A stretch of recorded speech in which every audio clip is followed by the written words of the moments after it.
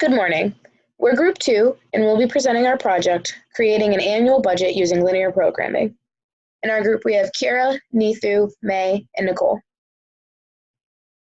The problem our group aims to solve is how the Student Government Association should distribute money to various clubs. The issue is that SGA is given a certain budget each year from the student life fee, and clubs are requesting more money than SGA has to offer. Additionally, some clubs claim that the distribution of money is not necessarily fair in comparison with others. We have generated a linear programming problem that considers these aspects to help SGA distribute money to clubs in a fair manner.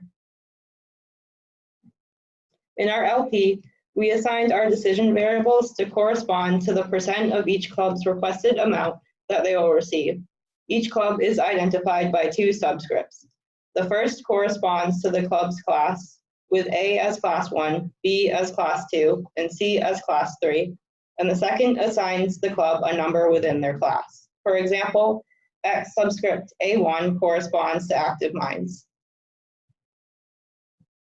In our objective function, we aim to give each club as much money as we can while maintaining fairness and staying within budget. We will maximize the sum of all of the club's money received while maintaining feasibility. The coefficients of the decision variables are each club's requested amount. When building our linear program, we made a few assumptions based on the amount of money we expected SGA to get. For example, we were told that the student life fee typically brings in around $1.4 million, and typically about $400,000 of this is set aside for funding requests. That sounded fair to us, so we ended up dealing with just the $1 million that would then be set aside for club budgets.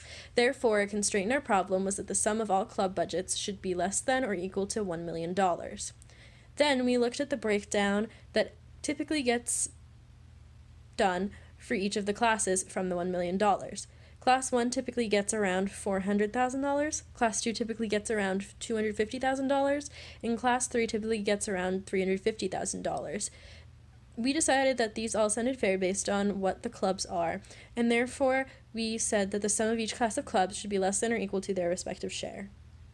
Some other assumptions we made were that clubs will not receive a negative amount of money, therefore each club's decision variable should be set to be greater than or equal to 0. In addition, we assumed that clubs will not receive more than their request since they won't use that money. Therefore, each club's decision variable was set to be less than or equal to 1. In order to take fairness into account, we are allowing SGA members to rank the clubs based on a few considerations. For example, the impact of a club on campus, their impact on club members, how many club members they have, and how accurate the requested budget is based on what they actually need. Based on the rank, each club's decision variable will be set to be at least 0.5, 0.7, or 0.9. This constraint will be implemented on all types of clubs except the recreational club sports, which will simply be capped at $500. So to get an initial result, we attempted to take a small but representative sample of clubs and run them through MATLAB. The sample included 10 clubs for which the fairness constraint had smaller lower bounds. We were given the following output, which were feasible and seemed to be fair. As you can see, clubs like Men's Lacrosse and Students Alumni Society got 100% of their requested amount, whereas clubs like South Asian Students Association and Colleges Against Cancer got more than 50% of their requested money.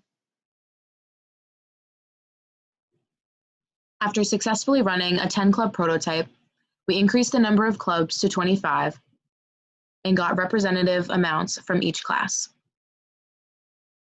In addition to increasing the number of clubs, when we changed our prototype, we implemented an increase in the minimum percent that each club is guaranteed to receive. So instead of a minimum of 25, 50, or 75%, Class 1 clubs would now get a minimum of either 50, 70, or 90%. Class 2 clubs will still have a cap of $500, in addition to having an option of at least 70 or 90% minimum. Class 3 clubs will now have 80% of their requested amount across the board. Our 25 club prototype successfully resulted in a feasible and seemingly fair solution. We can see that it's fair because no clubs received less than 50% of what they requested, and 16 of the clubs received the exact budget that they requested. After running the 25 club prototype, we were hoping that we could successfully run a 50 club prototype, but it returned with no feasible solution. So if we had more time, we would have ideally found the error that caused there to be no solution in the 50 club linear program. After doing that, we would have theoretically run an LP with all of the clubs on campus. In addition to creating larger linear programs, we would have wanted to produce a more accurate program that could have possibly taken into account each club's individual budget request form, which could increase fairness. Thank you.